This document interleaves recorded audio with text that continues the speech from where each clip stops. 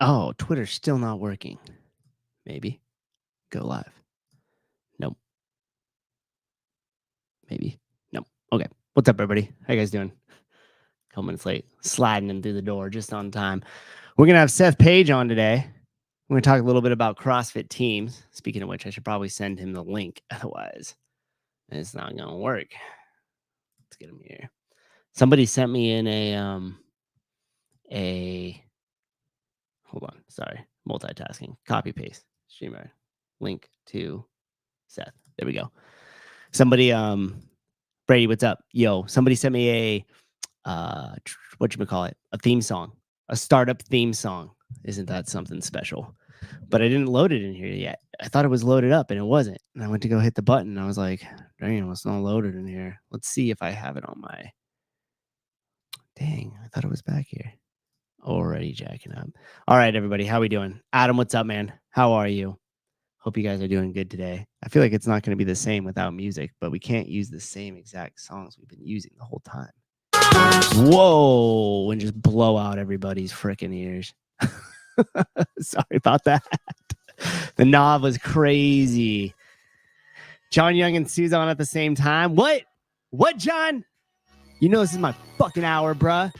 Minute 28, and I already swore. Dang, John's got me fired up. No, I'm just kidding.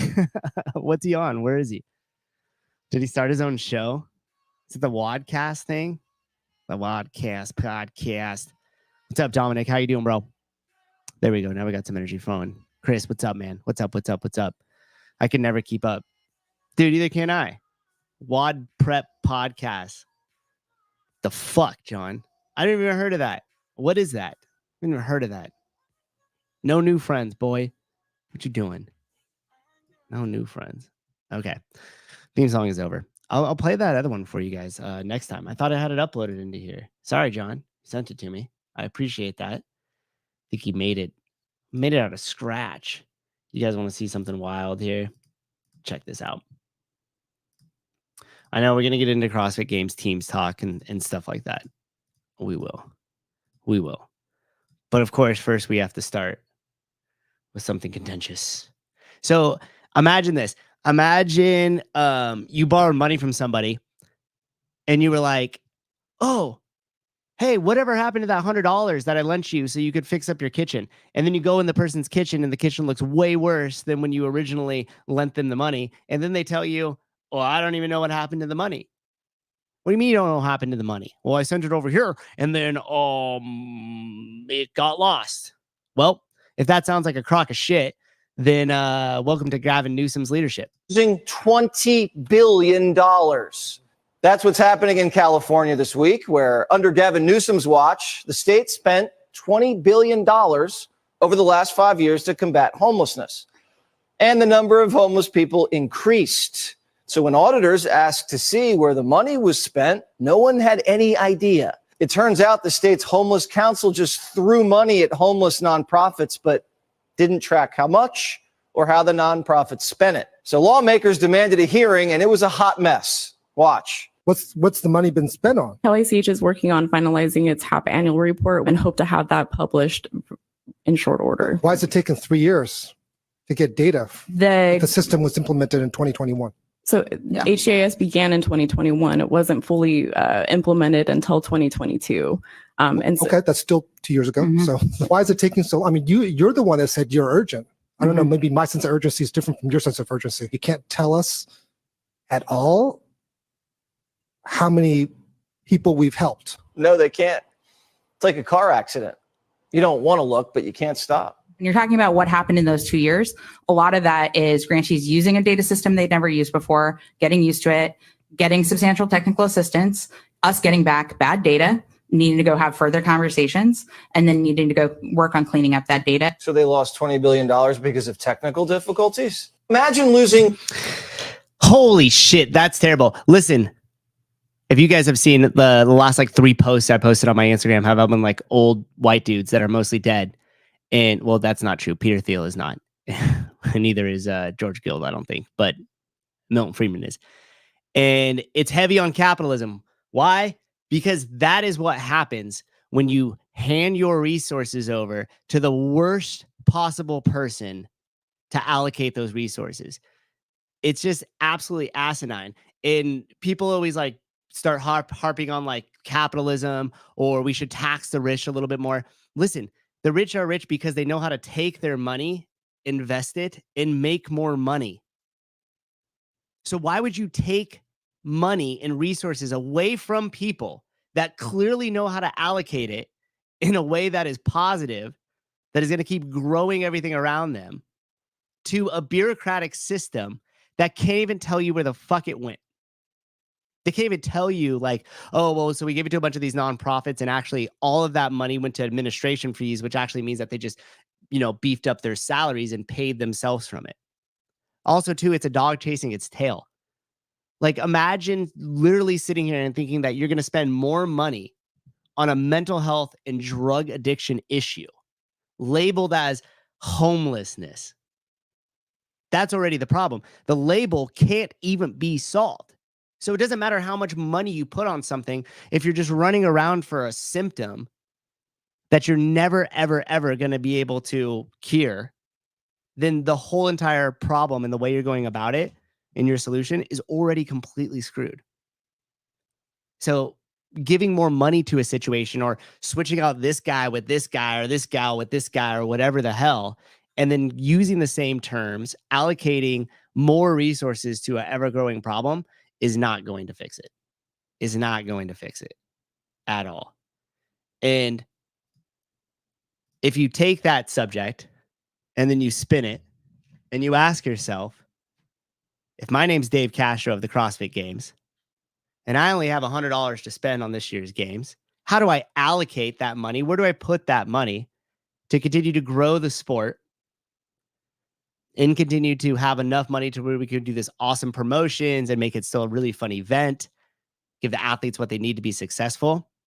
Well, you bring in Seth Page and you talk about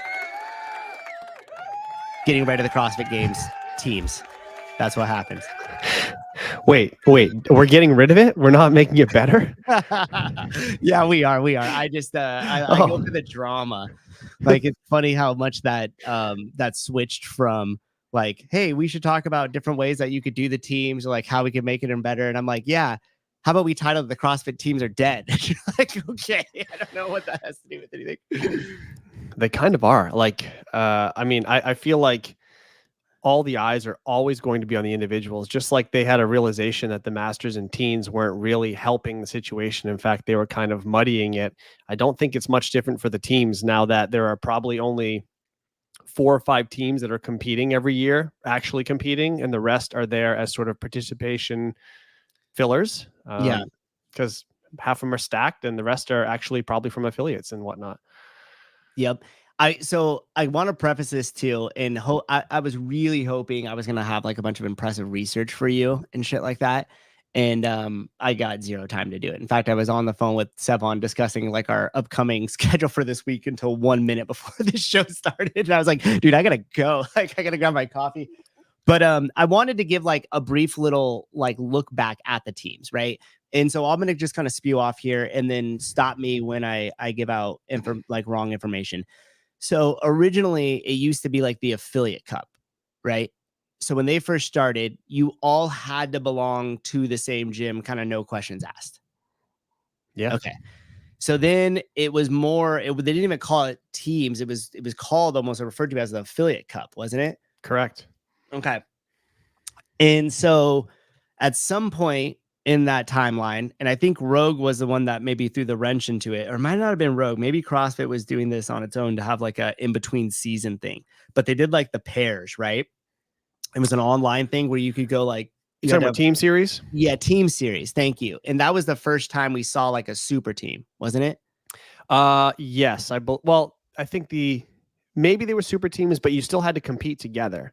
So like during team series, you had to get together and do I can't remember if it was over 2 weeks. It may have been over 2 weeks. And I think they did that intentionally to make sure that people weren't coming together for one long weekend and knocking it out. I believe it was over 2 weeks. I might be mistaken. I think they did it once or twice. I think super teams were kind of born out of these other events like Wadapalooza and stuff. People started to realize the big pull of all these individuals getting together And that was probably as big of a draw at an event like Wadapalooza as the individuals were. So I think probably the idea was like, oh, look how many people are stoked for these people coming together. What if the CrossFit Games was like that? You could just stack these teams and let's see what these teams can do. And I think that was really exciting when Rich was involved in doing all that stuff. Froning's always going to be a draw, and who can beat Froning and all that. I think that led a really good narrative that kept it alive longer maybe than it should have. And then they trimmed it from 6 athletes back in the day down to 4, which made it a little more digestible as well. But now we're at the point where you might be able to name, if you're a regular CrossFit fan, 5 athletes across all the teams that are competing, unless you personally know of a team that's going to be there from your gym. And I'm not trying to insult these athletes. It's just not where the focus of the media is. Like, right. You and I do all these shows. Everyone else has all these great shows online. How often are we actually talking about what's going on in the teams? Almost never, unless like Noah's going team or Chandler's going team. Something like that has to happen to make it notable, right? Yep. Yeah.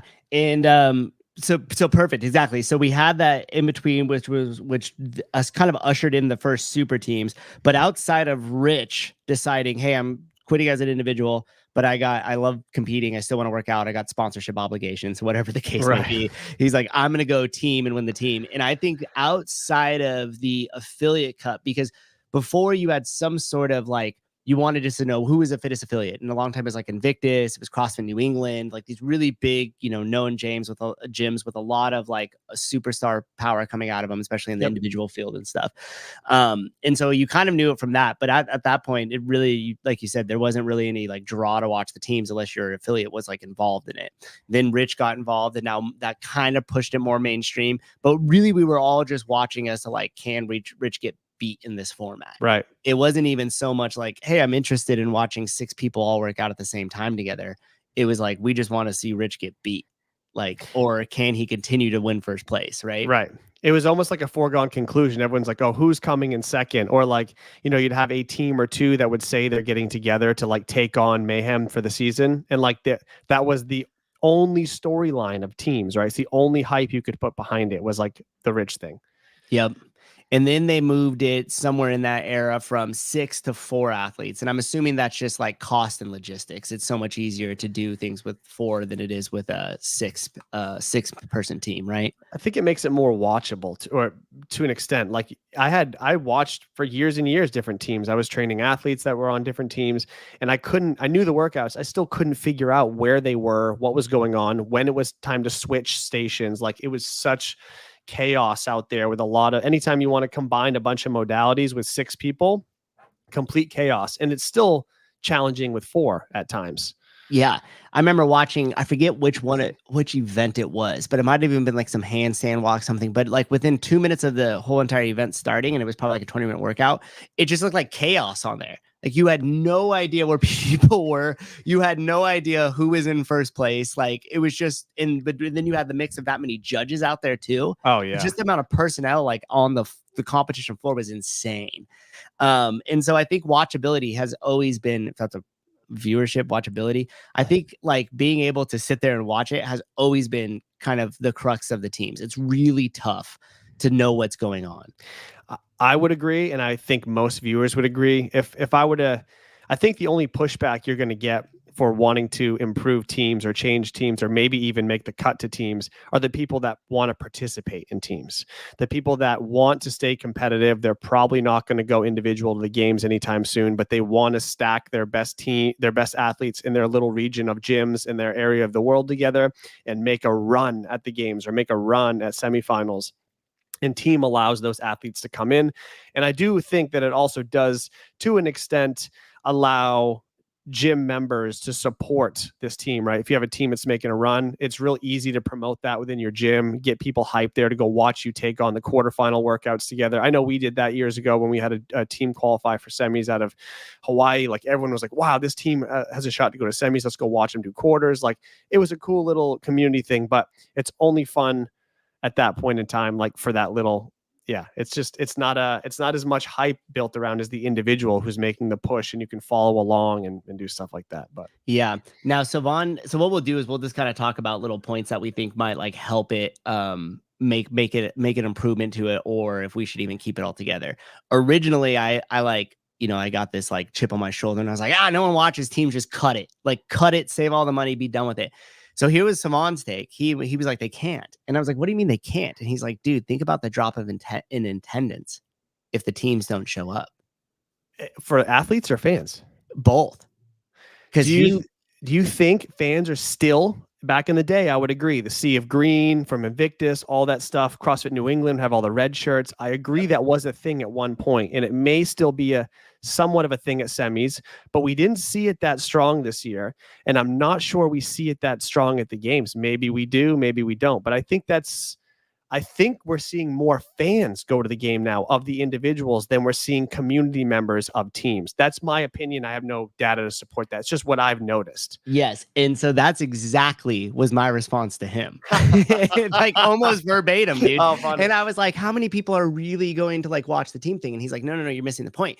He goes, each team member is going to probably have, let's say on average, each member of the team, and there's 4 of them per team, so you could multiply all this out, is going to have at least one person from like a family member probably come with them, and at least like one friend of you on average. So if each team member has at least accompanied by 2 or potentially 3 people, like some of them, they'll have all grandma and the whole family and the clan come out, right? So you might have 10 people that are there to watch this one person that's on this team. But on average, let's say there's 3 people that accompany each team member. He goes, right away, you've already multiplied all the people out. And he goes, and the way that the tickets are set up is like, you're going to end up staying and watching a lot of the individual stuff, as well as a lot of the teams things. And I haven't totally looked at the schedule, but if it's similar to like what they did with the regionals, the teams will be done prior to the individuals being done. Their competition will be over. He goes, and then on top of that, you'll see all of them also spill out to the arena and everything else. So I just thought that was an interesting take, but I agreed with what you said, because my initial thing was like, no, people aren't coming out like they used to. And like you mentioned the Sea of Green, like you remember that, especially out here in the West, dude. Like you would go watch them at a regional, and there was just a whole section of this place. Probably more people in that section that attended all of the West Coast Classic this year. Like, yeah, it's crazy. All decked out in their that green color that Invictus has. Yep. Yeah, that's an interesting point. I guess when you play the numbers out like that, it makes sense. So if we were going to say, you know what, forget it, we're still cutting teams, forget Savon's idea, you would have to change the venue of the games, right? You'd have to make it a more personal, smaller situation. You could still make it look really cool, but you wouldn't need all the space, a big venue to do it. You'd have to be more. Yeah. I don't know what you'd find, but you have to be more strategic with that.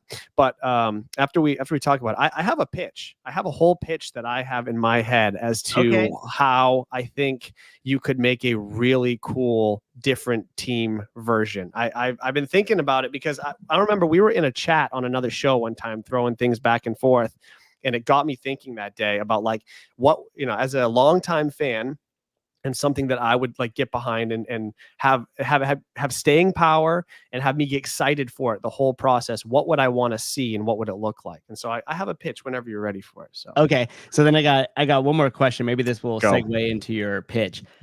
Do you think at this point, now that we're starting to see the super teams, and like I don't even know the rules on how you can compete on a team, whatever. It seems to kind of shift a little bit. But do you think that it should go back to a more of an affiliate cup style, or do you think it should move more towards super teams? And then if that's embodied in your pitch, you could go ahead and rock it out. But it's not part of the pitch, but I would love it to be affiliate cup. That's what I could get behind it more, to see what part of the world, like big, like macro and micro communities, right? What's really working for these like gyms and these areas to find, first of all, a pool of athletes, enough willing athletes to come into your affiliate to train hard enough to get to that level of fitness.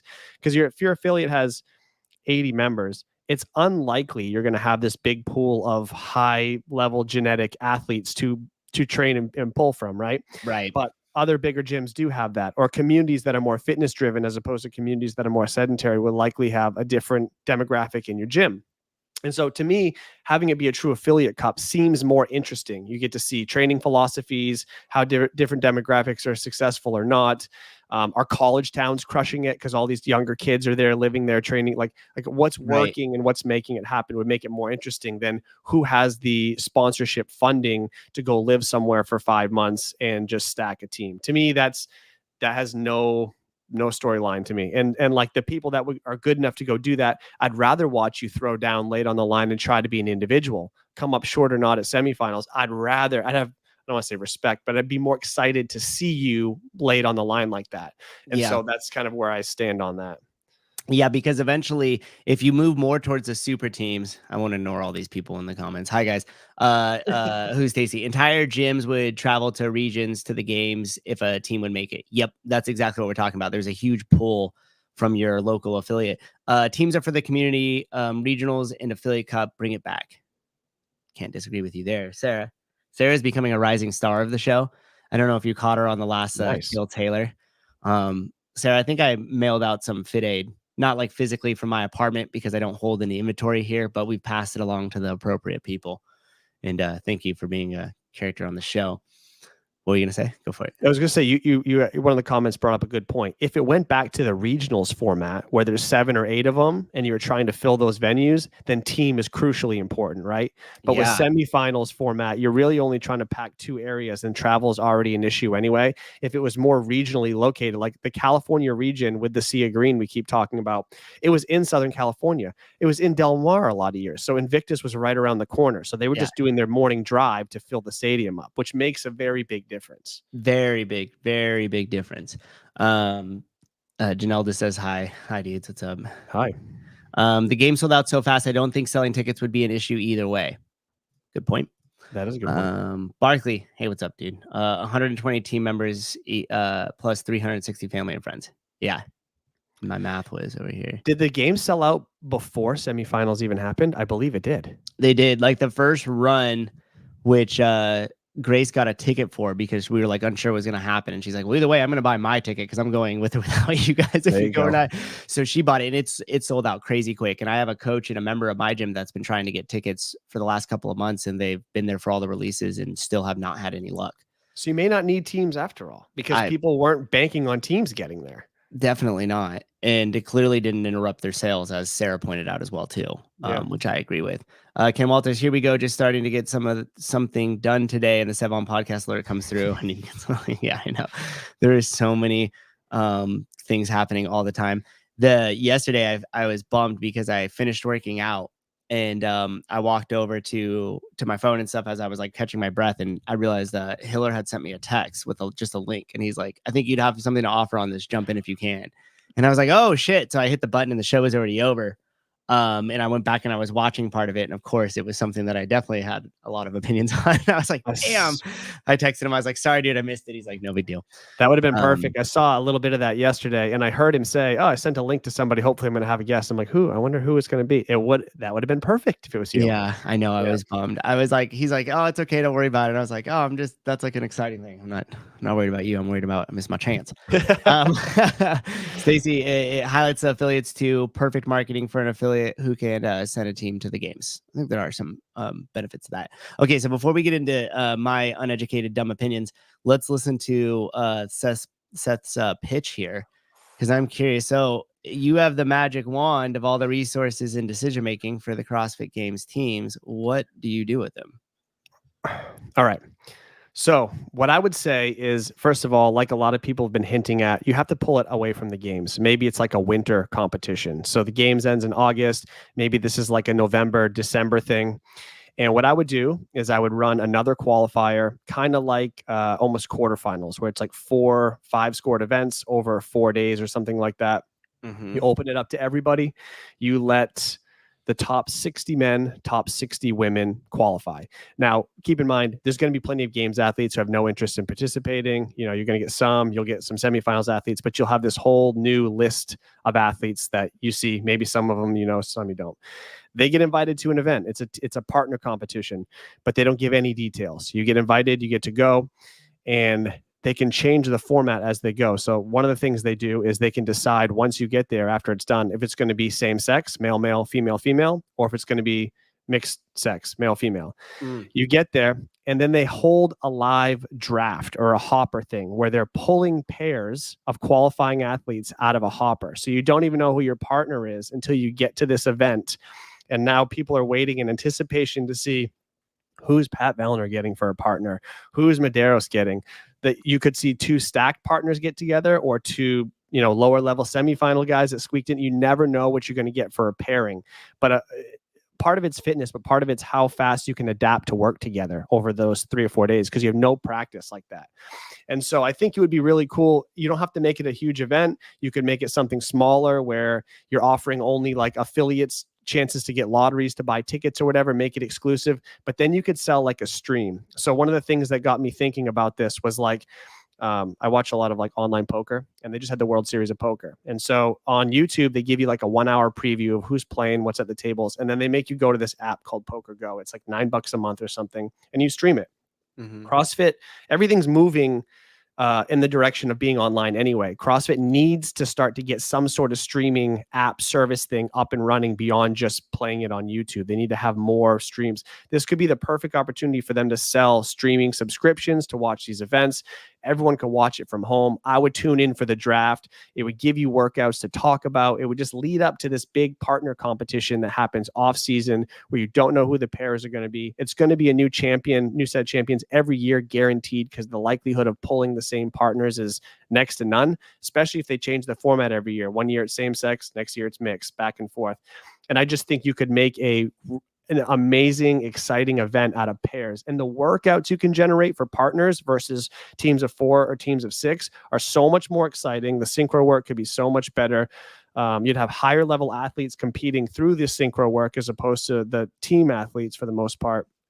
So that's what I think you should do. Off-season pairs with twists and turns along the way that make it more of an exhibition than a finding the fittest team or finding the fittest pairs. And I think there's so many opportunities and avenues you could take that would make it exciting and give us stuff to talk about for 3 months leading up to it, between a qualifier, teasers of announcements, who's actually going to participate, who's not, who's showing, like all that stuff. So yeah. I mean, you said a lot of good things there. I think that first off, moving it to its separate season or shifting it to give it its own spotlight, regardless of how you skin the cat, I think that's a great idea, because you create other opportunities for a lot of really like high level athletes that may be qualified to go through the process that you're talking about, but will not make it to the game. So their season ended early anyways, right? So that would be cool because you're giving more opportunities in different parts of the season. The draft thing is very interesting. You know, what's funny is my wife does a nutrition challenge every year here at the gym, and you get placed on a team, like your accountability team, but you don't know who your teammate is. And it's drawn exactly the same way you said. So we just developed this huge like hopper, and we're like, okay, this is going to be team number 1. And we just draw 5 names or 4 names or however it works out of it. And then that's your team. And you just kind of like figure it out. And I will tell you that from that, really cool shit happens, because like how you said, you might have 2 like high caliber athletes that are like, oh, it's Rich and Matt got paired up. They're going to do great. But then you find out that they can't work together at all. They can't synchro anything. They end up arguing and they like implode. And these 2 guys that like snuck in, or 2 girls, whatever, snuck in. And for whatever reason, they just seamlessly lined everything up. They're just on the same frequency and crushed it. Right. And so you'll see really cool things happen. But more importantly is like, it creates a ton of conversation, which the conversation in the hype before these things is what makes the thing. If you don't have to take very long to go through Dave's YouTube and read some of the comments or different things people are saying about the athlete interviews, as if, oh my God, Dave's interviewing athletes, no one's ever done this before. And right, like, oh, if you create media and we develop a relationship with them, we're gonna watch, and I might even pay if you had a stream. Wow, groundbreaking, guys. But that creates more and more like opportunities like for that as well too. And when you have all those stuff to talk about with something leading up, it's just going to create some more hype around it. That idea is very interesting. I would like to watch it. It would extend, it would essentially almost make our CrossFit game season year round, right? There's no lull from August to February. And I know we have all these off-season comps, Wadapalooza, Rogue, all these other things that are awesome and great comps and want to continue those on. But I feel like it's no skin off their back to do a quick qualifier, see where they fall, see who else is on the list, and make a decision if you want to go out there and throw down.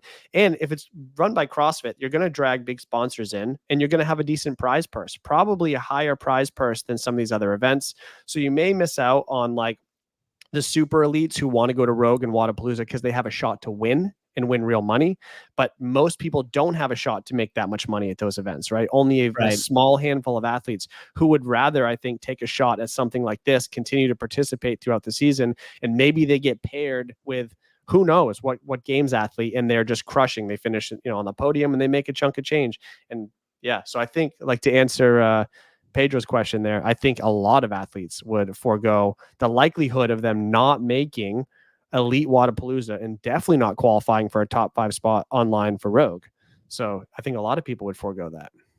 And on top of that, that would be half the fun. Like, because everybody's here is like, who would do that and get like the random, like, terrible person? It's like, that's what would create the tension that make it so exciting to watch. Yes. You know what I mean? And you're allowing people willing to do that, to put themselves in that situation. Oh, absolutely. And you made a point about like you said, like, hey, if CrossFit put this thing on, like, you might attract a bunch of sponsors to get some money behind it. That's probably one of the main gripes that I have against the super teams, because if they fully lean into a super team, then it just becomes the Yankees. Like, who's got the most money? Right. Because then if I'm like tier and I have all these really high level athletes sponsored, and I'm just like, hey, guess what, guys? We're going to double what you pay because we want to own this. So if you're kind of quasi in that middle of the pack at the games, but we could put you together and we know you'd be an awesome team, like, let's just go ahead and do that. And that's part of your contract. And they're like, great, now we get paid more and I still get to continue to work out. And now nobody's going to beat them, because you're never going to have this random ensemble of people that are collected in their affiliate that are going to go and like beat this super team.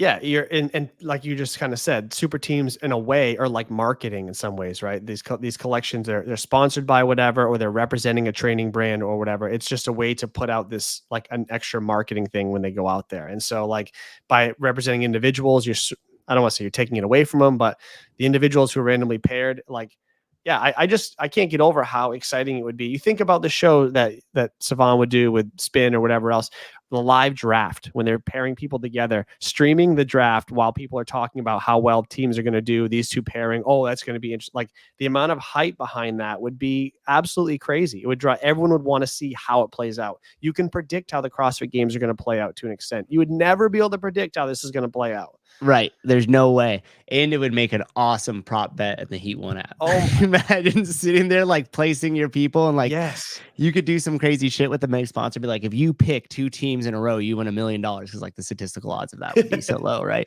Yeah. But yeah, that would be a lot of fun. And you would get a lot of live viewership announced around that. That's a very interesting idea. I like it.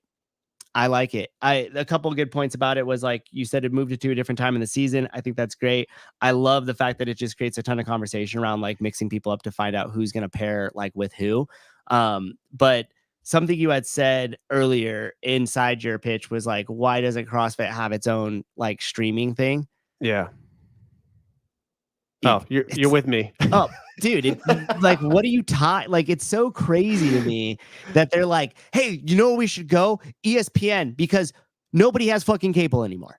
Like, stop. Like, you could, even if they did just a YouTube membership and then gave exclusivity to, like, broadcast it from there.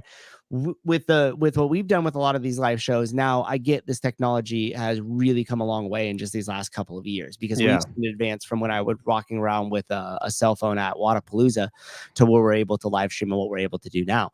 But with that being said, like, the fact that they don't have their own paid for streaming thing and would just load all the media, like, everybody that's watching this, and I would assume a large chunk of the people that would watch the games, would pay a $9.99 a month or $20 a month, especially if they had really good content that was going into their, outside of just streaming the competitions. So it's beyond me why they haven't leveraged that to some degree already. Like an OTT thing, like an app that lives inside a smart TV. Like, Savan had told me that he had talked about that idea back in like 2017. Like, if you would imagine if CrossFit did that, and then it had all those movement demos there, and it had everything prior to the lockdowns. Oh yeah. Oh my God. It would have been crazy. because The it would have been views the you would have first one got. there. Yeah, the views you would have had on that thing. I mean, people would have been living on that. Yep. Especially if you were loading it up with a bunch of stuff from the journal and different things like that. Yeah. Sarah, that is the question, Sarah, but who's going to make that content? Obviously Hiller. We would just take all of his stuff and he has single-handedly put the road to the game style media on his back and has been schlepping it to the finish line for us.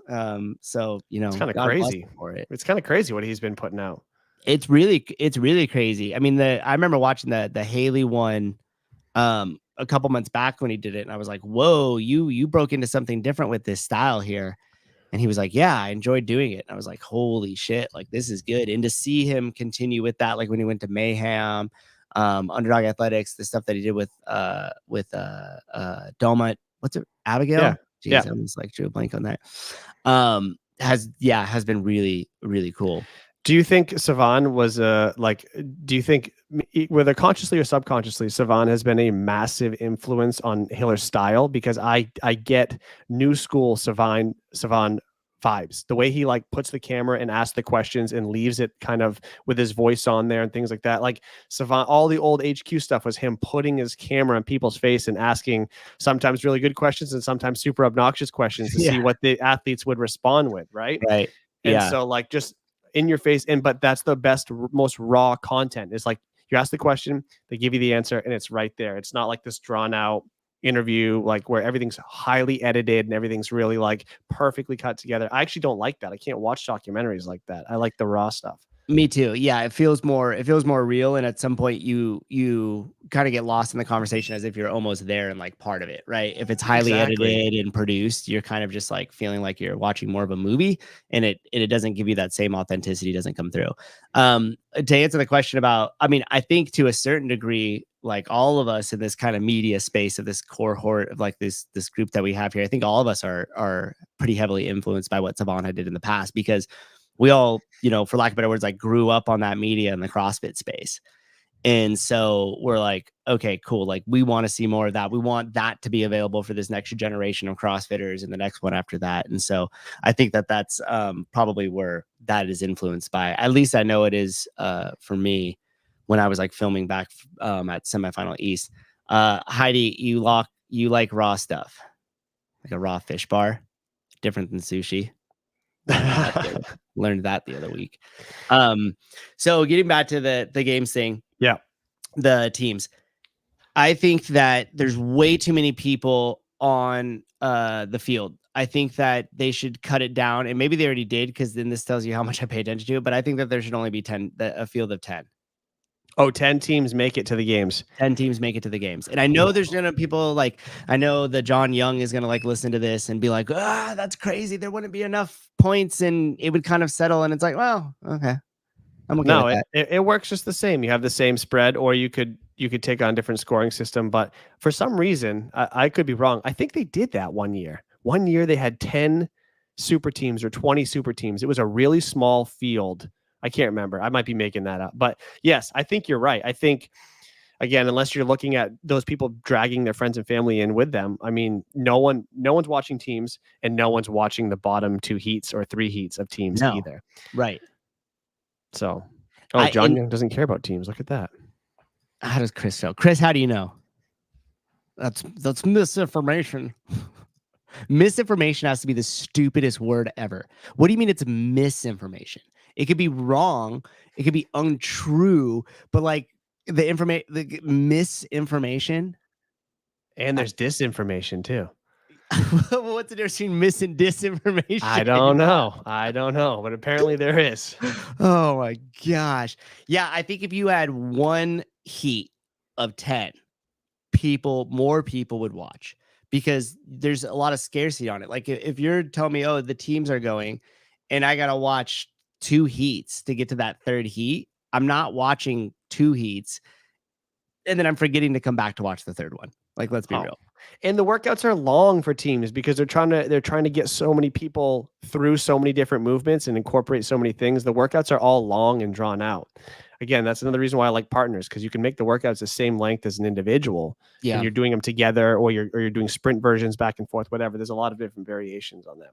But so based on everything we've talked about so far, would you keep teams even though with what Savan said and what everyone said, like, would you still try to keep teams? What changes would you make? I would cut them completely. Really? Just Yeah. dead. Mm-hmm. And in fact, I don't think people are going to like my answer at all. Oh, I But can't wait. I would actually slowly morph the games to more of like the Arnold than the games. And I would still definitely make it about the individuals and like their events, but I would have a lot of other star power happening throughout the weekend too. Ah, okay. I'm not super familiar with the Arnold, but they have like weightlifters, strongman. They have all those different events, right? Is that Yeah, correct? it's more or less like a convention, right? So Okay. like there's all these different things happening in different stages. And so you could go and check this out or go check that out. And I'm just doing this. I'm just referencing this from stuff that I've watched. I never Yeah. like been to the Arnold, but they had like the Fit Expo that was out here in San Jose like years back, and they had small local comps that were in it and stuff. Actually competed in the same competition as Roy McKernan and I think it was Heber in the same competition back in like February of 2014. Anyways, it was Ken, yes, a circus. Yes, more like a circus. Absolutely.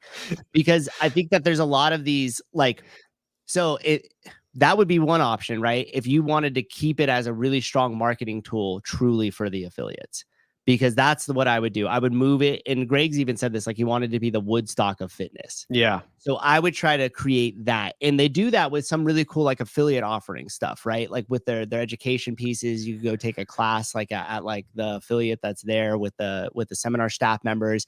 You could go to different talks and things like that. So you could already kind of see that happening a little bit. But I think you could even bring in other audiences and start cross-pollinating stuff. Like if you were to have like a strongman expedition thing there, similar like they do at Rogue, or a powerlifting thing, or a running thing, or something else like that. And I knew that's why people weren't going to really like my answer, because it takes it from this kind of little like bubble that is the games, Yeah. and it starts to like dilute it quite a bit when you put all this other stuff into it. But I think too, like, here's the thing, I would love to have honest information on this. Have we seen a CrossFit event to any scale actually be profitable? I mean, Like, I've run a bunch of own local entity. events that I've made a bunch of money on, but they're very local. Nothing big. I don't know. I mean, Wadapalooza's got to be profitable. I would imagine. How do they make money? They're charging insane amounts for vendor booths. They have the city who I think pays them to run the event to bring in tourism. So I don't. At least this is what I've heard in the past. I don't know.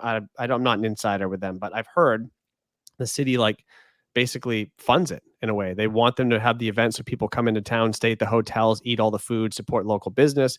So they pay and they let them use that Bayfront Park area. So I think you could make that profitable. And they use a lot of volunteers. All these events run off a lot of volunteers. So, I think that I agree. Oh, Craig had said 3 people watching. I was like, no, we have almost 90. What is it? 3 people watching. Come on. But he's talking about this also streams to my personal YouTube channel, which like nobody watches anything. Oh, that's funny. So he's referring, and there's actually 3 people on mine. That's a freaking record. That's a record. I remember, there's 4. I remember every now and then somebody would accidentally click it and we'd have 1 viewer for like 1 second. I just subscribed to your channel. It got fed to my feed, like suggested. I was like, whoa, he's got his own channel. Really? And then I realized it was a cross screen, but I just gave you a subscribe anyway. Oh, because that's the thing to do. You're a good dude, Seth. And so I think that like the other option with the games, so I had said like make it more into this festival. It would like dilute it. Like there would be, and I know people are going to be against that. The other option is you completely sever the sport from CrossFit, the health and fitness program. I'm trying to avoid to use the word methodology because I know every time I say it, Hiller's ears ring somewhere, and eventually he's gonna like punch me. So you could separate it, and then this is exactly what I would do. That's if I were being completely honest, that's exactly what I would do. I would go and get cheap, dirty sponsors that just have a shitload of money that want to be synonymous with the sport, and I would make a hard separation. Because to what you were saying, Seth, like that's why I was saying I was curious as to like to actually share it to get numbers from that, right? Because an event could take in, like, let's say the venue's free at Wadapalooza. Yeah. And let's say they get a lot of their stuff from volunteers, meaning like their human resources are volunteers. So they're unpaid people outside of like food and some other stuff that they supply to them. Okay? They could still take in $5 million and the event could still cost them $5,001 to run. For sure. And so that's kind of the even with all that, all the perks and the wind at their back a little bit.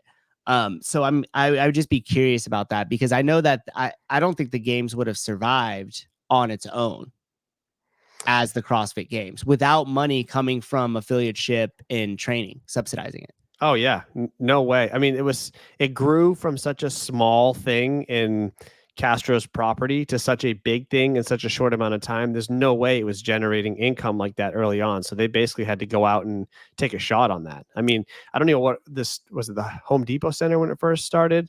Yep. The StubHub Center was a Home Depot Center first. Depot Center. Yeah. What did that cost to rent for the week?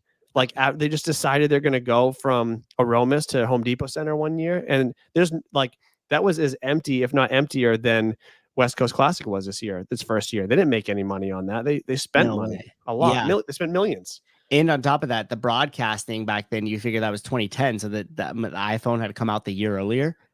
Oh, yeah. So, I mean, broadcast probably cost hundreds of thousands of dollars. Definitely. Right. Yeah. And at that time, it was more impactful because in October, like in between stuff before, like, playoffs for baseball ramped up or anything like that. Like when there was no sports on, they used to play it on Sundays all the time. And at the bar that I used to bartend at, it would be up there and I'd be like wiping down glasses, watching like some event from, the games that year. And people would come in and see it and ask questions about it and stuff like that. So I would easedrop everyone's conversation to hear what they're saying. Oh, I could do that. You should go try that. I loved hearing the side conversations in the bars about that stuff. Look what those women can lift. So entertaining. But that's what I do with it. If I kept the teams, if for some reason we looked under the rug and we were like, oh shit, like there's a like a strong enough revenue or some sort of draw that comes into it that we have, like we're gonna keep the teams because it makes too much of a shakeup if we don't. Then I would transform it. I think your idea about moving it to something to its own season and then giving some sort of really cool focal point like the draft portion or something of that sort would be the way to do it, because that would be a way to have to like make you want to watch it and there wouldn't be anything else going on at that time. Yeah. So you kind of get this double whammy of like there's this lull in content plus there's this really exciting thing that kind of happens and there's a bunch of drama behind it. So we want to see that. Do you think, this just popped in my head, do you think that CrossFit benefited in any way from having the Invitational? It was like their version of the All-Star game. You remember when they had the four teams they had in San Jose? Oh, you did? Okay. Yeah. How busy was that? How crazy? Like, I know it was a short weekend of events or whatever, but like that sort of team event, did that provide any sort of value, you think, in any way to CrossFit, monetarily or fan base wise? I personally liked it. I went to it obviously, but no, it was probably like a little bit of a loss for them. I think the arena that they chose in San Jose was probably a little bit too big. They like bit off more than they could chew there, because I remember going to that. It wasn't exactly, crazy. There wasn't like there was a ton of people there and stuff like that. So no, I don't know. I was curious to see how much of an impact that made. Clearly not a lot, because they cut it relatively short. I think they only had it for like 2 years, 3 years, 2 or 3. Yeah. That's it. And then they dropped it. But that's where I would go with the teams thing. Either a massive reduction, so you just had 10 and their events were shorter, so you could kind of like squeeze them in as like this like sideshow, or just completely eliminate it altogether. I wonder if they eliminated it though, what would that do to participation in the Open? That was my next question, because there's a lot of people who think to say this nicely, there's a lot of people, this isn't nice, slightly delusional about their own abilities and where they're going to end up in any given season, right? Mm-hmm. And so they say, I might not make individual, but I'm going to try. But my backup plan's team, even if they have no business being on both. But people with that pipe dream are going to sign up for the Open. They're going to participate, and they're going to participate in quarters to see what happens. So there's always that like stepping stone that team might provide somebody who's trying to get to the highest level. And I do know for a fact that those who are actually dedicated enough that go team and then go individual do gain a lot of good experience from that, right? So for like an individual base of growing as an athlete at the highest level, being on a good team certainly is helpful, but that is a very Right. small population of athletes that actually benefit from that. So, but yeah, overall participation, I don't know if it makes gyms less interested because they can't even get a team to quarters or semis or something, because it makes it an individual only sport at that point. So I'm not sure. Yeah, and even the draw of the Open is becoming tough. Like I talked about in one show, and I basically said that like CrossFit's a pimp and the affiliate owners are whores when it comes time for the Open. I know. And like it was funny because I was having a conversation with a couple other people. You guys would all know them, but when I said that, they were all like, they like stopped for a minute and they're like, "Damn, now that you said that, that kind of fucked me up." Like, you're right. And I was like, yeah, because if you really think about it, we foster it as like this big community event where we all get to be on the leaderboard at the same time, but certain those elements don't exactly exist anymore. And then on top of that, there's zero incentive for me as an affiliate owner outside of, because people are like, if you use the Two Brain thing, you could get shirts and you can maximize it and you'll actually make it profitable for your gym. I get that. Like, and I respect that. You always want to take those little opportunities and use them to your advantage. Like, that's great. But by and large, in terms of like what CrossFit is offering to its affiliates, its cohorts there is no value proposition. It's a one-way street. We promote your thing, people sign up for it, they pay you, and we are left to host the party three weeks in a row, or 5 weeks in a row back in the day. So it's like, and then they're like, "Oh, well, it's good for you." It's like, yeah, so it would be like walking to the grocery store for you, because then you can make the claim that like you're working on your health because you're outdoors and walking. Like, it's like, I guess, but not really, you know? So I'm just curious as to like, will this whole entire thing see massive change to it? Like, if really we're talking about the Open is just to qualify people for the games now, like, I wonder what the future of that even looks like in terms of its relationship with the affiliates.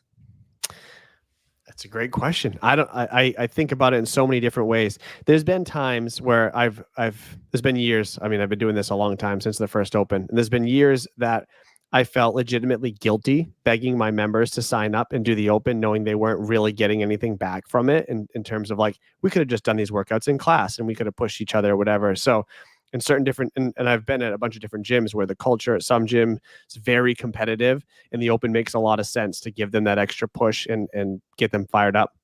Some gyms, they don't even know what the Open is, and I'm trying to convince them to sign up for this when really they're going to do the same workout on Friday, whether they're signed up or not. So I'm like, am I doing the wrong thing by asking you to sign up for this and whatever? So I've gone back and forth on that, but I don't know if overall, like you said, the team thing, what if the team thing just ended online? Would you be cool with that? If they like had, so you could participate online if people were into it, and the team quarters, and maybe they did like I don't know. It's kind of lame, I know, but like maybe it's like a consolation prize for people who want to compete together. I mean, I tell you, I'd watch it as much as I do now. Right. Well, that's kind of the like point, right? Zero. I think that's it. It works for the little bubble, the people who want to be in there, but for the masses, no one's paying attention to it anyway. So if you want to participate, it's there. It's like they had the team series and they had good participation of that 10 years ago, whenever they had that. And then they just decided to cut it, but it didn't cost them anything to run an online competition, really. I don't know. Yeah. You know, you're right. Other than the production that they do to like promote it and stuff, right? Layla. I like that name. Eric Clapton song. Isn't that Eric Clapton song? We don't encourage anyone to actually sign up for the Open. We encourage them to protest it by sitting on a freeway and blocking traffic on a bridge. Layla, the last part's extreme. Okay, you don't have to block traffic to protest the Open, but I get it. Do you encourage people at your gym to do the Open? Do you use it as like because I could see using it as a chance, like, hey guys, we're ramping stuff up, like refiring a certain group up to like really pick it up from post New Year's when everyone's been a sloppy holiday mess to leading into the Open, a chance to kind of like get people on the right track again. Do you use it like that in any way? We do. I would say it's definitely changed over the years. So some years we were like really big on it. Like back in the day, it was like 5 weeks of a party. The last one on the Friday was this huge barbecue and like all this stuff. And we did that for a lot of years. Then we started to see like participation falling a little bit. Like even with us promoting everything just the same, like people were just being like, I did it last year. I'm not really into being competitive. Different things like that. So we saw that kind of change. quite a bit. And then we brought it back pretty heavily because we used to give you points for it in the nutrition challenge if your whole team signed up for the open and kind of like did it together. But we use that as a way to like bond those individual teams and like do exercise outside of their normal routine and like shake things up for a couple of weeks. And you know what ended up happening with that, just to be fucking perfectly honest with everybody, is we ended up with people getting little nagging injuries and sorenesses because all of a sudden that intensity was way higher. The focus was on them. They were pushing themselves like really hard, as people do in the open, or for a lot of them, that was their first time experiencing anything competitive, not CrossFit competitive, but that was their first time. And like all the eyeballs are on me. This whole room is cheering. I can't set down this dumbbell. Then I didn't walk for 3 days because my back was just blew the fuck up. Right. Yep. So we had, we've had things with that. So we were like, okay, let's not expose the whole entire challenge to this in a way that like heavily incentivizes them to sign up. And so now we're at this happy medium where we do the Friday night lights. We adjust our schedule to it. You're going to do the workout on Friday, regardless if you're signed up or not. That's kind of our way of still staying attached to it. But yeah, we don't, you know what else it caused? I just looked over and I saw part of Sarah's comment. I just saw the cheating.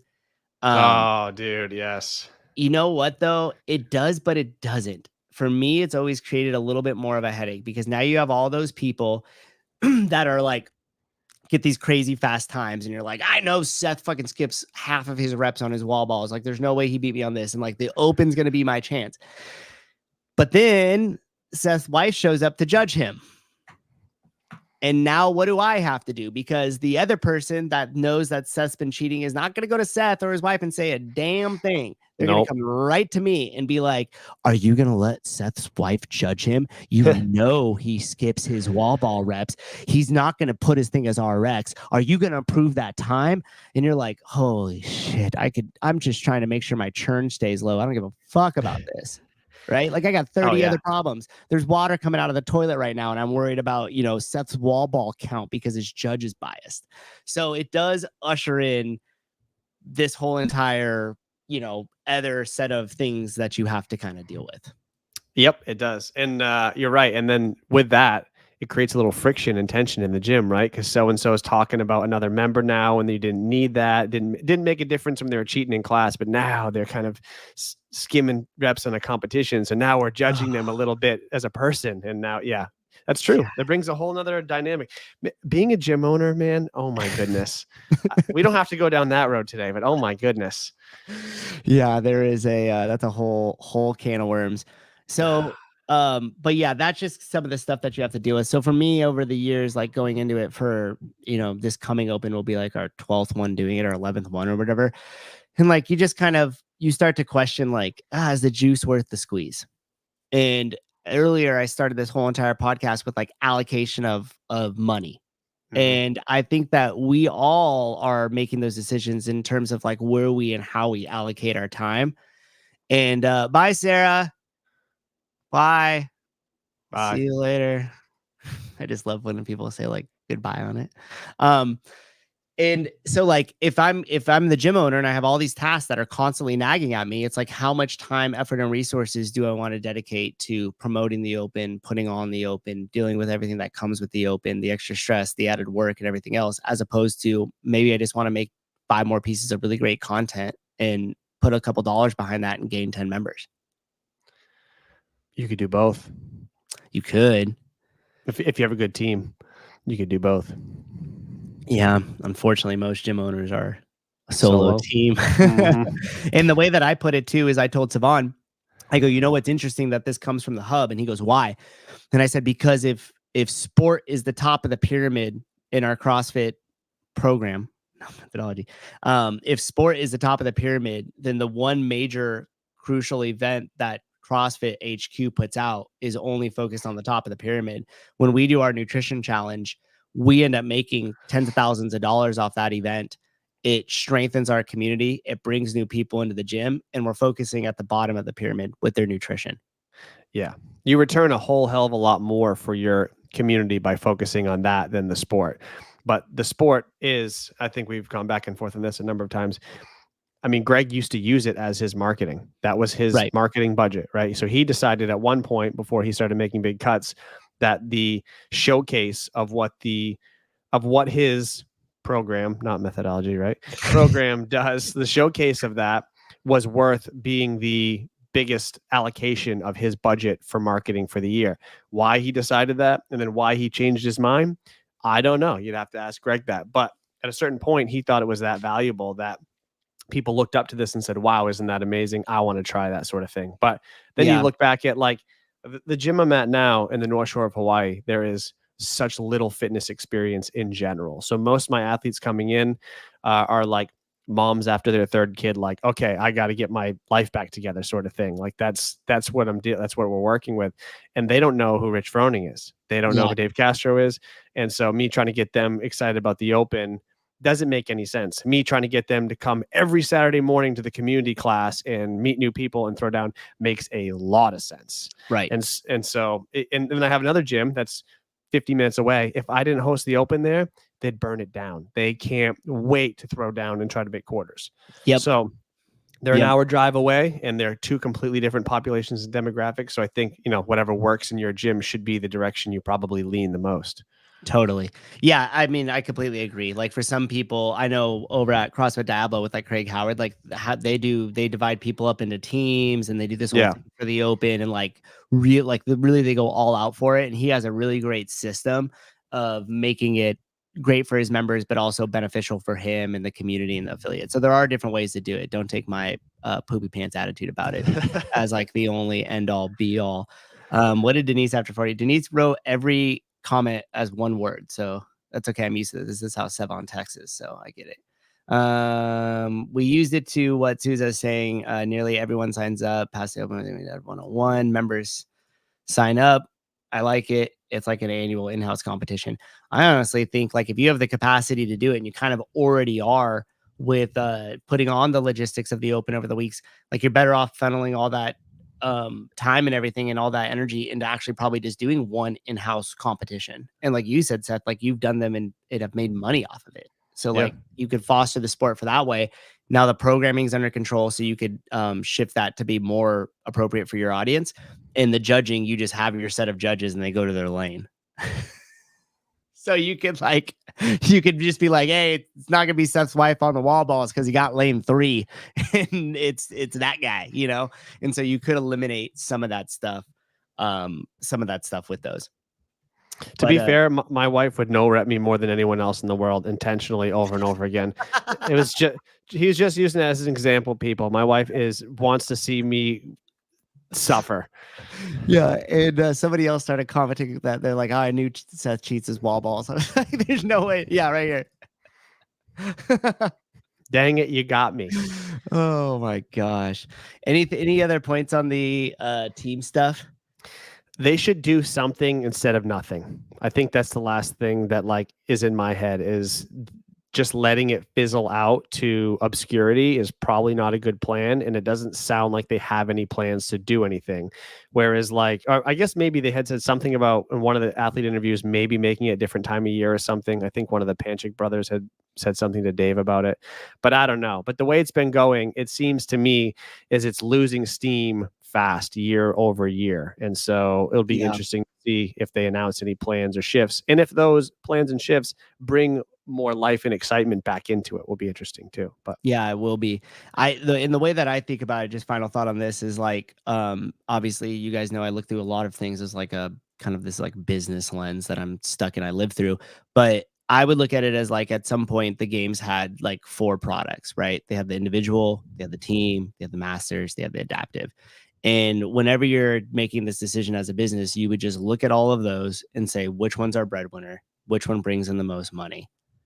Okay, can we eliminate the other ones? We can eliminate those other 3 products and put 100% of our attention and resources into one and make that really, really, really freaking good. Yep. And typically, and then once that one is settled and you have your flagship product, then you could start to do, as they say, other verticals. But until then, like you want to be able to actually like have that nut and make it like really, really great. And so I don't, that's what I would suggest, just looking at it, like all emotions out of it and everything else, like not to take away opportunities for athletes, but it's one of those situations where like, clearly it's just not working. Yeah. I don't know. Yeah. And I don't know if you're taking away that many opportunities. I don't think it's like that. I don't think it's just as notable or popular as people may think that it is. Yeah, I So- think you get a bunch of these people that did the same thing with like the masters in the adaptive, where they'll all come out in waves and be like, they need more, we need more support, we need to do this, and they're like, great, here's their own thing, go now buy a ticket. And all those people that like stood up and said we need this were just basically like, oh well, we're not actually gonna go and buy it or watch the event, but we just wanted to make sure that they had their setup. And it's like, well guys, come on. It'll be pretty telling what happens this year with the teens, the masters, and adaptive, right? Like who shows up, who participates, who like even I'm very curious out of the athletes. A lot of athletes got invited this year, whereas the field was much thinner in years past. Who's going to actually pay to show up and compete? Never mind who's going to pay to show up and watch or stream or buy the shirts or whatever. Yeah. It'll be very telling if there's any value in anything outside of the elite individuals. Yeah. Great point. Are you going to the games? I wish. I have a personal commitment that I have to make. So not this year. I wanted to. I think I'm missing the first games in like 10 years. I've been to like 10 of them or something. But Oh no shit. oh yeah. Damn. I've since the first Home Depot Center games, I've been pretty much every single year. I just missed COVID year. That's cool. Yeah, we obviously missed COVID year and then the first couple years in Madison. But we went, Grace and I have gone every year since like 2013, I think was the first year we went. Oh man, I'm bummed. I thought for sure that you'd be going. I was planning on it, but yeah, this year's been not in a bad way, all good things, but just personally challenging and a lot of things going on in good ways, just busier than I'd like to be. That's all. Yeah, I get that. I get that. Well, awesome, man. I appreciate you coming on and doing this. I don't think this will be the end of our discussions on here because we could go multiple different ways and probably talk for multiple different hours. But anytime. Yeah, I appreciate it. And if you get any cool ideas and want to rock them, just float them by me always, and we'll get on here and discuss. Okay, will do. Thanks, Chase. All right, everybody, Mr. Seth Page, thank you very much. You get applause on my show. You like that? Later, dude. Appreciate it. Bye. All righty, gang. That was a cool conversation. Obviously we have a couple different ideas and opinions about it, but I think at the end of the day, we're all kind of in agreement that that sometimes these things aren't as popular to keep around. Thanks for sending it, Chase. That the material of the pukey one, that gray shirt where it's like pukies and it's like a advertising a bar or something. I love the way that shirt fits. You guys should definitely get that. Bernie, Seth is an excellent guest. If he could just clean up his wall balls, he'd be untouchable. Use that as like a random example. I'm sure his wall balls are fine.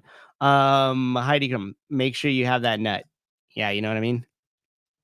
James, for most competitors, the open became obsolete with the introduction of quarters. Yeah, that's exactly what I was talking about. Like they accidentally pulled the importance away from it. Like it's kind of fizzling for the affiliates. There's not much there in terms of like excitement or a reason why I would do that.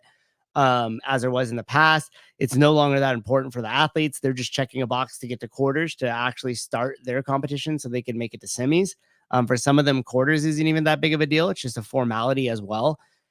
So I think they probably need to look at the overall structure and its ability to still have value for the affiliates and still have that connection.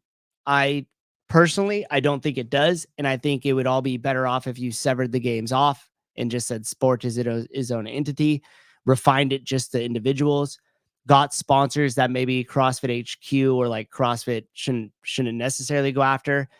Because they're supposed to be tied to the health and fitness, but once you release it as a sport, whatever, and then could get some more money into it to make it start to grow a little bit. Just my 2 cents. Anyways, thanks for hanging out, guys. I appreciate it. No double show like last Tuesday. Last Tuesday was crazy. I like screwed up my own scheduling on there. YouTube user, which athlete retires and then goes to enhance games, 100K salary to commit and sign up to compete if chosen. Any of them? That's what I would do. Layla, we get around the judging thing by paying our coaches to judge at FNL, no members judge. That's a great idea. But then you're like losing money for that just to pay. But I guess essentially what you're saying is you're like paying to not have the headache and deal with that. Judy Reed, love the reenactment, Souza. Thanks. I get animated sometimes. Pukey's Athletic Club tee is probably my favorite material. And we've made it so far. Yeah, exactly. Yeah, that it is a great. I love that. I love that t-shirt. Chase still sitting at the side of the pool from Saturday. That's funny. That's funny. Fondle, CEO. CEO is considering all options for the games. Thank you, sir. I'm sure you and the team are looking into it, exploring all the possible options, and we'll see what happens. Craig T, damn, never thought of the games as the top of the pyramid. What an amazing insight. Thanks. Yeah, that's the way that I see it. It's like they're pushing sport. You know what else I was thinking too is if you had programming at your gym that like truly followed CrossFit programming in the way that it's intended to be, like your warm-ups should probably include like kicking around a soccer ball, shooting a basketball around for some free throw, practicing throwing a football around, different things like that. Because if you actually like, if you read through the actual stuff for the programming, a lot of it is like not only constantly varied movements and modalities, but also like trains, like weather, and there's in there regularly learn and play new sports. So I'm always curious about like, you know, if you really adopted, because like what, like as the games became more of a marketing tool, also more people became more about like sport. And so like the programming even almost shifted to making more like a complete CrossFit Games athlete, which in my opinion, and this would be a great discussion maybe with like JR and like Seth would just, I'll just bring out all the star power, but like programming for like general prepared fitness for the general population that could be fit and be competent in any physical task that's put in front of them is like a different set of programming, similar to, but a different set of programming than if you were to say like, hey, I want to be able to be competitive at a quarters or semifinal level. Those two programs are different. And I treat them differently. Like when I put the programming in front of my fire departments in my academies versus if you came to me and said I wanted to be successful in the open. Like it would look a little similar to people who weren't really like in the know, but they would also be two different programs.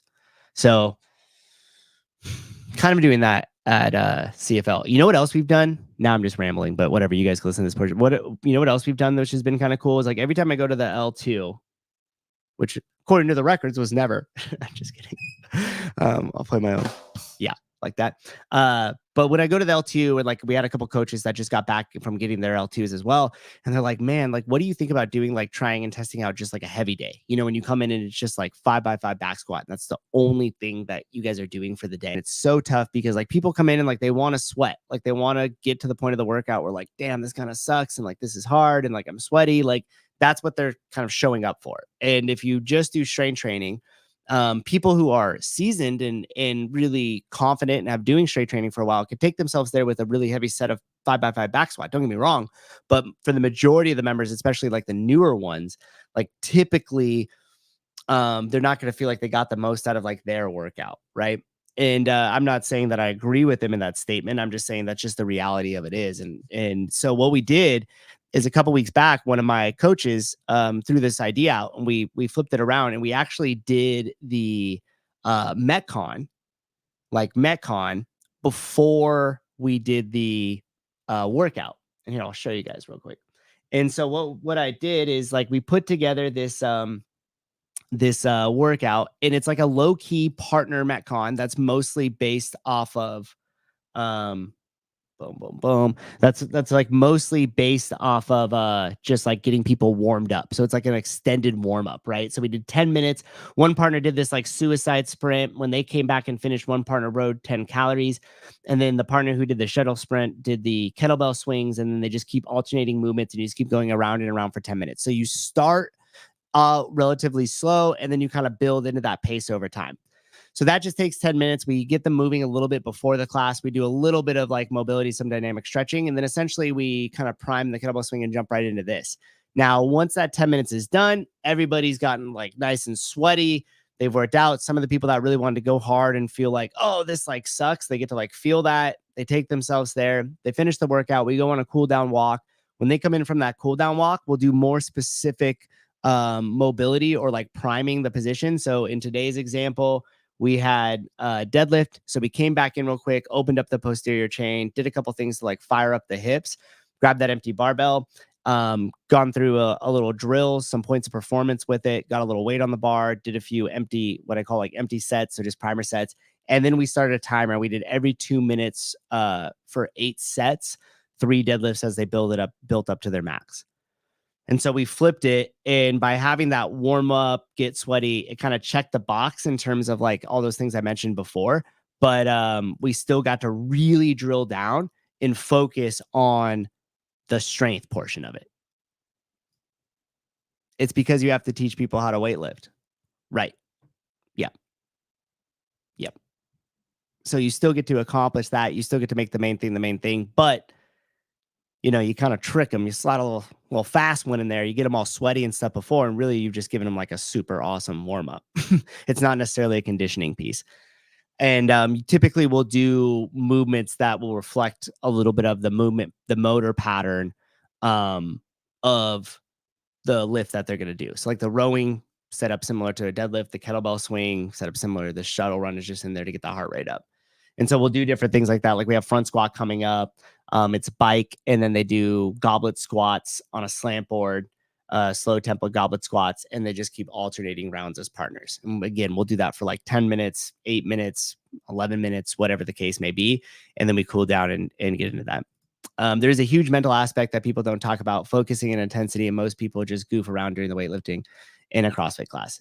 Do totally, right? And so that's what I mean by that. Like when you go and you try to dedicate the full hour just to that 5x5 back squat, you might get some people that are like super into that, and will get feedback after every set. Will take that ample rest, will really challenge themselves. But the truth of the matter is like a large percent of your population is going to come in there. They're not really going to push themselves that heavy on a back squat. And then they kind of, you know, lose a little focus as you really try to drill down on like some points of performance and have them move with intentionality. And typically, like if they don't even want to go that heavy, we'll turn it into some sort of tempo for them. So like a 3 count down, 3 count pause at the bottom, and then back up or something like that, to where you could still have more time under tension and build that strength without just having to increase load on the barbell to do so. Anyhow, chat F. People might find that they actually enjoy lifting if they're taught how to do so and do it consistently. Yeah, agreed. So you're saying this from when you have only a lift programmed. That's right. And then typically if we do like a strength component before, it's more or less like a technique and them just really greasing the groove, getting more efficient with the barbell, whatever the lift or the movement might be, and then taking some time to slowly build up to the weight that they're going to use in the class. And then we give them a lot of feedback and instruction on it. So it's not a dedicated, like, you know, you might have power cleans before the Metcon that has power cleans in it, but truly there wouldn't be like enough time in there for you to like build up to really heavy power clean. We would save that on the day where we would do the opposite, little warm up, elongated warm up before, and then the lift afterwards. So anyhow, I don't really remember why I got on that rant, but figured I'd just share that with you guys anyways. Okay, I'm sure there's another show somewhere. Who's on? Pedro? Is he on? I'm going to look it up real quick. Tomorrow we got Greg Glassman coming on the show. Is John still live? Yeah, John's still live. He's talking about how he's going to be on a wife beater. So you guys go check out John on the WOD Prep. He's over there with Travis and the Movement Doctor. So he can say what's up. All right, gang. Adios. I'll see you later. Peace out. Bye-bye.